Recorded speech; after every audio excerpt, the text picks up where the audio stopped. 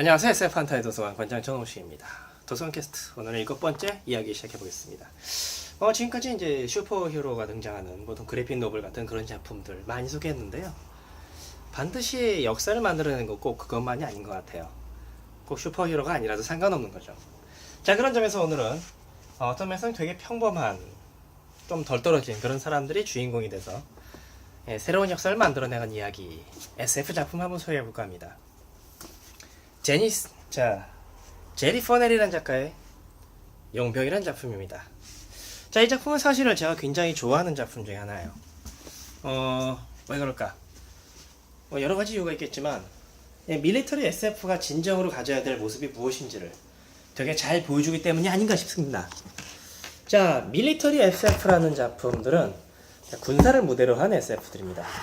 전쟁 이야기가 나오고 군인들이 나오고 그런 작품들이죠. 일반적으로 그런 작품이라고 한다면 스타시 트루퍼스 같은 그런 작품을 생각하기 쉬워요. 그러니까 이를테면 강화복을 입고 나온다거나 아니면 뭐 로봇을 타고 나와가지고 싸우는 그런 이야기가 되겠죠.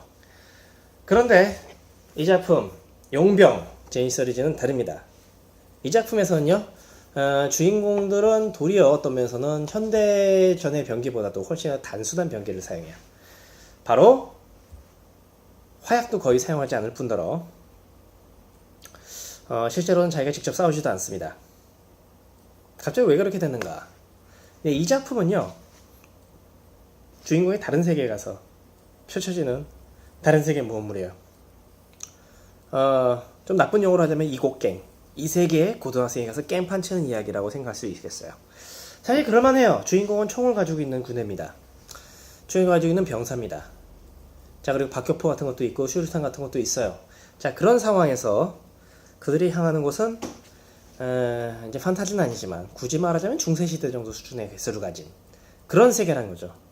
자, 중세시대의 기술력을 가진 나라의 그런 세계에 총을 가진, 자, 현대식의 기관총이라든가 박격포라든가 아니면 기관포 같은 걸 가지고 있는 그런 사람들이 갔다고 자정해 봅시다.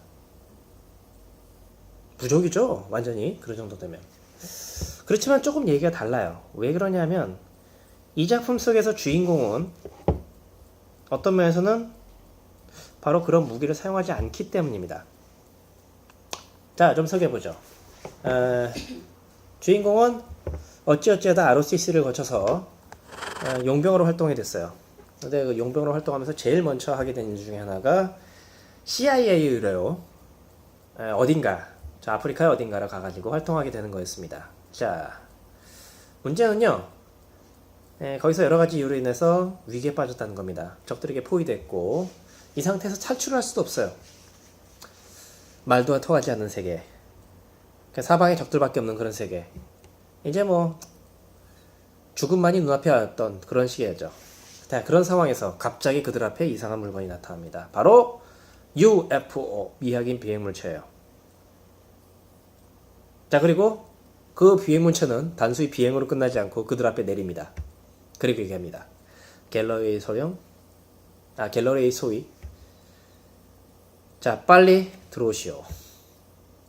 네, 안에서 메시지가 들려오는 거예요. 안에 그러더니 사람은 있지만 근데 거기에 보니까 이상한 외계인들이 존재하고 있어요. 자, 외계인이란 말은 좀 적합하지 않겠네요. 다른 별에서 태어난 존재들이니까 이성인이라고 해줍시다. 자, 이성인이 그곳에 있는 거예요. 이게 웬일이야? 자, 그들은 주인공을 구하기 위해서 나타났습니다. 물론 그들이 무슨 뭐 고귀한 방해주의자나 그런 건 아니에요. 단지 주인공 일행이 자신들이 생각하는 목적에 충실했기 때문이죠. 트란이라는 세계로 가서, 자, 여기에 무대가 되는 트란이라는 세계로 가서 자신들이 원하는 수리노마즈라고 하는 그런 식물을 기르는 게 목적인 겁니다. 거기서 수리노마즈는 굳이 말하자면 기호식품, 뭐 그거보다는 마약이라고 생각할 수 있겠네요. 그러니까 마약상이에요. 외계인 마약상인데 그것이 트란이라는 별에서 600년마다 한 번씩 좀 그 태양이 여러 개가 있는 그런 생성이라서 그런 태양 관계에 따라서 600년마다 한 번씩 그 작물들이 자라게 돼요. 광초라고 불리는 작물들인데 미친 풀. 그 작물을 기르고 그리고 나서 그 수리 노마즈를 재배해서 외계인들에게 전해주는 것. 그게 바로 주인공의 목적입니다. 주인공이 해야 될 일이고요. 오래전부터 그 별에서는 약 600년 주기로 지구에서 사람들을 납치해 가서 그리고 용병으로서 그 세계에서 수리 노마즈를 재배하게 했어요. 그걸 재배하고 있는 그 당사자들, 그 마약상인들, 살루크시라고 불리는 마약상들, 그 외계인들은 굉장히 장수 민족들이고, 그리고 한편으로는 그 사업 자체가 그들에게서는 가업 같은 것입니다. 자, 그리고 이번에 주인공들이 선택된 거죠. 과거의 로마 시대, 그 다음에 중세 시대, 그리고 뭐 일단 근대 시대를 거쳐서 드디어 20세기에 주인공들이 그 별로 가게 되는 운명에 처하게 됐어요. 물론 그들을 선택한 이유가 있죠. 없어져도 상관없는 존재들. 어차피 놔두면 죽는 존재들.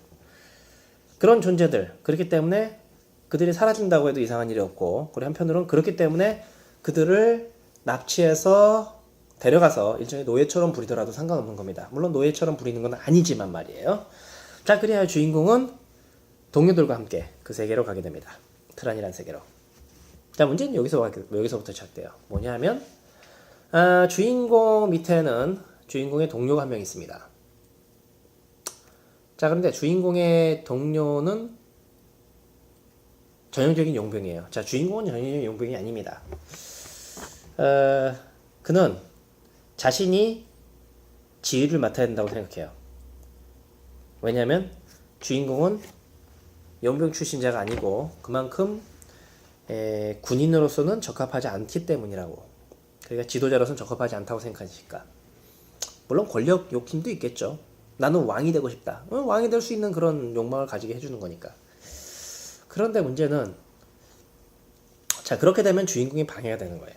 방해가 되기 때문에 그 주인공을 쫓아내기로 하죠.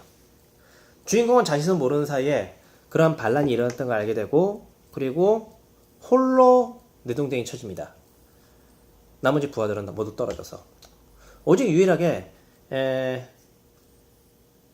그 주인공의 적대적인 존재, 즉 파슨즈라는 인물이 등장하는데, 그 파슨즈라는 인물의 어떤 존재인지, 그런 사람 밑에 있으면 좋지 않다고 생각하는 몇몇 사람들이 주인공을 따라오려고 하지만 그 중에서 딱 한 명만 주인공을 따라오게 돼요. 그래서 둘이서 그 세계에서 이야기가 펼쳐집니다.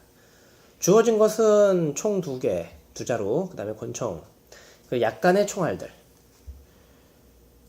말도 통하지 않고 아무것도 통하지 않는 그런 상태에서 주인공은 이야기를 진행하게 되죠. 자, 주인공은 이제 뭘 해야 될지는 모릅니다. 가능하면 그 파슨즈하고는 멀어지는 게 좋을 거예요. 왜냐면 파슨즈가 자신을 살려둔 거를 후회할지도 모르니까. 그런데 그런 주인공들 눈앞에 갑자기 정체불명의 집단에게 쫓기는 아름다운 여성이 등장한다는 거죠. 자, 여기서 주인공은 선택을 합니다. 더 이상 도망쳐 다니기 싫다. 물론 아무래도 이제 수많은 악당들을 처음 보이는 애들에게 여성이 쫓겨다니니까 그걸 돕겠다는 그런 약간 기사도적인 신사적인 그런 의도에 시작했을지도 몰라요. 자, 근데 알고 보니까 사실 이제 이렇게 됐습니다. 그 쫓겨다닌 사람은 그 지역 영주의 부인이었어요. 그 영주는 죽었고, 반란이 일어났는데, 그 세계에서도 반란이 일어났는데, 그 반란이 일으킨 세력에 반대해서 싸우던 영주가 결국엔 죽게 됐어요. 결국엔 죽게 됐는데, 그 영주가 죽고 나서 남은 영주의 부인이 거기서 반란군을 이끌다가 결국엔 패배하고 잡혔다가 탈출한 거죠. 자, 여기서 주인공의 선택이 옳으냐 그르냐는 일단 제쳐두고, 주인공은 거기서 그 상대를 돕기 시작해요. 돕기로 합니다.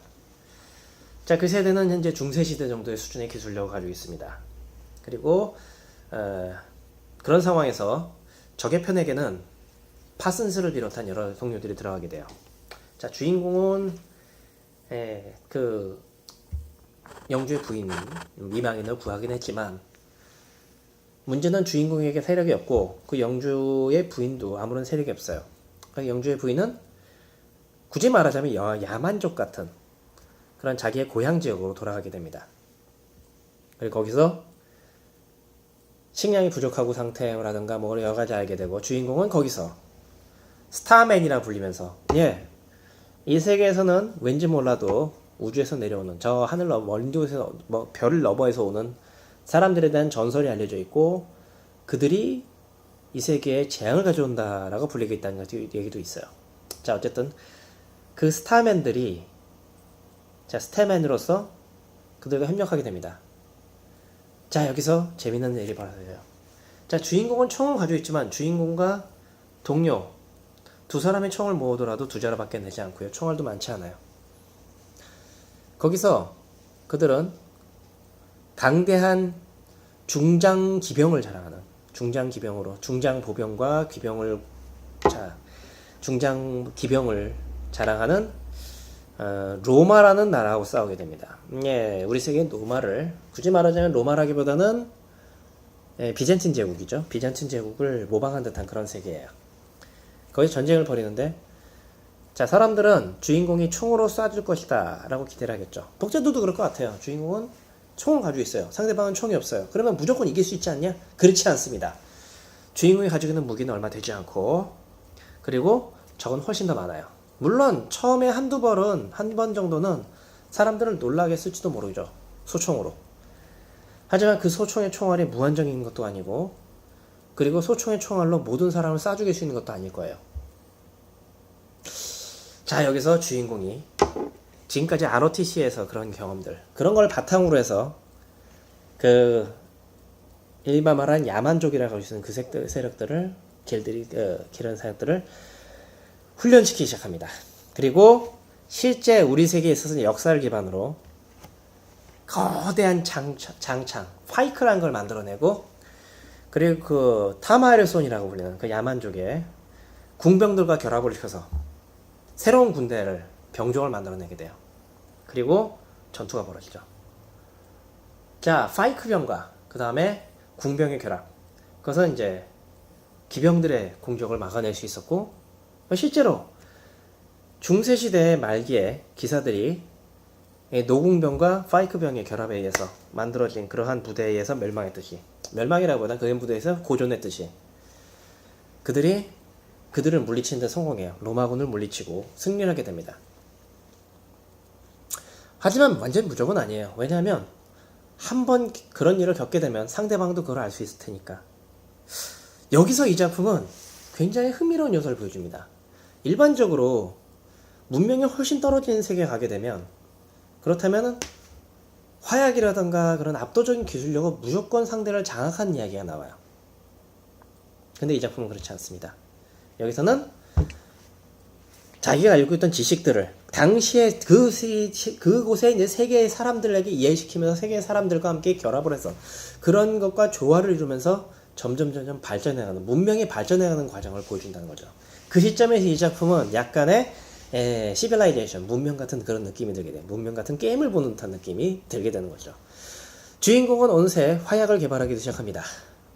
물론 그 화약이라고 한다고 해서 엄청난 건 아니죠. 근데 문제는 자, 로마는 물리쳤지만 그 다음에 등장하는 적이 바로 파슨즈 일당, 즉 지구에서 온 용병들과 손을 잡고 있는 그런 집단인 거예요. 자, 여기서부터 상당히 이야기가 재밌어집니다. 주인공은 그들을 이겨야 돼요. 하지만 파이크병이라든가 아니면은 궁병 같은 경우는 박격포항방이면 그냥 박살 날 거란 말이죠. 그럼 그들과는 싸우는 방법이 달라야 돼요. 자, 여기서 그런데 재밌는 것은 파슨즈와 손을 잡은 그 세력, 물론 이제 반란 세력이죠. 반란군의 세력. 반란군의 세력이 처음에는 파슨즈가 내세우는 그러한 기관총이라든가 박격포의 힘에 의해서 승승장구하지만 어느 시점에선가부터 문제가 생기기 시작하는 거예요. 자, 우리들이 다른 세계 모험물을 만들 때 흔히 착각한 게 있습니다. 예를 들면 중세시대로 가게 되면 그들은 우리보다 기술력이 떨어지고 그들은 우리보다 아는 것이 적다. 그러니까 우리들은 그들에게 무조건 이길 것이다. 혹은 그들은 전술적으로 전략적으로 별로 뛰어난 게 없을 것이다. 어느 정도 맞아요. 왜냐면 우리는 더 많은 경험이 있으니까. 하지만 드리프터즈 같은 그런 만화에서 보듯이 한니발 같은 사람. 자, 한니발은 거의 뭐 기원전 사람이죠. 기원전에 태어난 한니발이 라고 하더라도 화약이라든가 그런 무기를 많이 접하게 되면 분명히 그 화약에 대처할 방법을 만들어낼 거예요. 그들은 결코 멍청하지 않습니다. 실제로 우리 인간의 두뇌는 고대 세계부터 시작해서 지금까지 바뀐 게 없거든요. 그들도 처음에는 분명히 이해를 못하고 당황하겠죠. 그리고 겁을 먹겠고. 하지만 금방 익숙해질 거예요. 실제 스페인군하고 아즈텍이 부딪혔을 때 처음에는 아즈텍인들이 스페인의 화약 때문에 놀라고 두려워했지만 어느새 적응해가지고 그들에 맞서 싸우게 된 것처럼 그들 역시 그럴 거라는 거죠. 자, 여기서 파슨즈 일당에 대항해서 그 세계 사람들은 게릴라전이 벌이기 시작해요. 마치 월남전 때, 즉 베트남 전쟁 때 베트공이 했던 것처럼. 물론 상황은 더 안 좋죠. 왜냐면 그 세계는 헬기가 없거든요. 그리고 공중 지원도 없고요. 그럼 그들은 말을 타고 목적지까지 가야 되는데 뭐 게릴라들이 날뛰고 나서 그들을 추적하면 어느새 숲속으로 혹은 산속으로 도망쳐버리니 그들을 추적할 수도 없는 겁니다. 그러니 그들은 엉망이 된 상태예요. 귤도 엉망이 됐죠. 자, 그 틈을 주인공이 노리고서 파슨드와 대결을 벌이게 되죠. 자, 과연 이 싸움은 어떻게 될까요? 주인공 측은 이제 훈련된 파이크병과 궁병의 조합, 그리고 약간의 화약. 자, 상대방은 기관총과 기관포와 박격포를 가지고 있고, 그리고 강력한 중보병들을 거느리고 있어요. 중보병, 중기병들을. 자, 이런 상태에서 싸움은 어떻게 되는가? 자, 그러한 것이 이 작품의 진정한 묘미입니다. 과연 어떻게 될까? 과연 어떤 일이 벌어질까? 용병을 만든 제리 퍼넬이라는 작가는 사실은 실제로 한국전쟁에도 참전했던 인물이에요. 자, 그리고 여러가지 과학적 지식도 혹은 뭐 역사적 지식도 되게 풍부한 인물입니다. 그래서 그런지 몰라도 이 작품은 굉장히 사실적이고 그럴듯하게 보여요. SF 작품입니다. 외계인이 등장하고 실제로 나중에는 외계인과의 관계에 관련해서 여러가지 논쟁거리도 벌어지고요. 그렇지만 한편으로는 이엠만 말하는 다른 세계 모험물, 뭐 이곡갱이라고 불러줬습니다. 다른 세계 모험물을 보는 듯한 느낌으로서도 충분히 그런 면에서 약간 판타지적인 느낌도 듭니다. 켄타우로스들이 등장하고 있고요.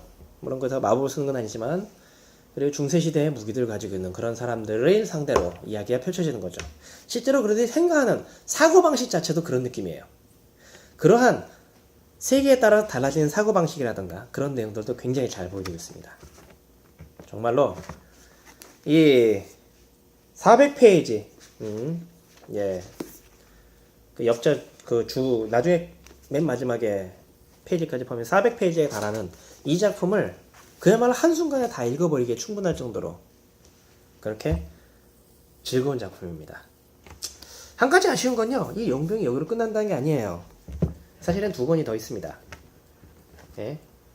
자, 2번째 권에서 이제 또 다른 내부의 분쟁과 여러가지 싸움에 겹치게 됩니다. 그리고 마지막에는 드디어 그 배후에서 지배하고 있는 샬루크시라고 불리는 그 외계인과의 대립도 문제가 되게 되죠. 그게 3권으로 완결됐습니다.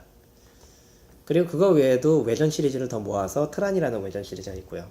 근데 안타깝게도 이 한 권밖에 안 나온 것은 되게 좀 그래요. 이 작품이 잘 팔렸다면 그러면은 이제 그 다음 권도 계속 나왔겠지만 이제 사실은 그렇게 많이 안 팔렸죠. 되게 아쉽습니다.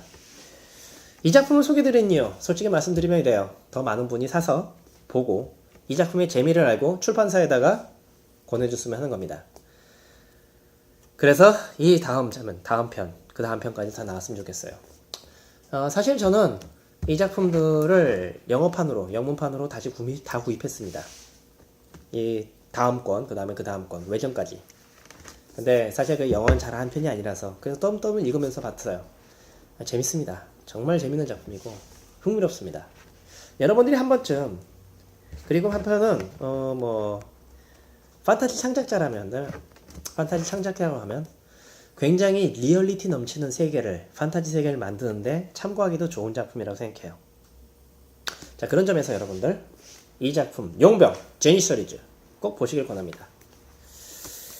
이 제니 시리즈 한편 이제 마지막에 이 작품에 제가 중간에 이 작품은 시드마의 문명을 보는 듯한 느낌이 든다고 얘기했는데, 예, 그런 게 좀 강해요. 실제로 이 작품의 이야기는 우리가 다른 세계에 가더라도 그 세계에서 지식이 있다면, 우리가 무엇을 알고 있다면 그것을 통해서 다시 한번 새롭게 문명을 이끄는 것이 충분히 가능하다는 걸 보여준다는 거 저는 생각합니다. 그리고 그러한 희망을 안겨주고 그런 가능성을 주죠. 맨 마지막에 얘기를 한번 드릴게요. 여기 보면은 그 주인공들을 이 틀 안에 데리고 온 지구인 출신의 지구인이 아니라 근데 샬루크 시들을 위해서 일하고 있는 인간 출신의 조종사가 남긴 편지입니다. 레스가 우리 아이에게 해주고 싶었던 말은 이거야. 인류는 5천년 동안이나 변하지 않았다는 사실을 자랑으로 생각하고 있는 소위 문명이라고 하는 기구의 노예병사가 되었지만 그들의 운명은 결코 그 상태에서 끝나지 않고 더 위대한 미래를 향해 열려있음을 이 아버지는 확신하고 있다. 네, 문명의 변화라는 것, 그리고 발전이라는 것, 그것이 얼마나 소중하고 중요한 것인지를 이 작품은 재밌게 잘 보여주고 있습니다. 자, 그럼 많이들 한번 보시길 권하겠습니다. 감사합니다.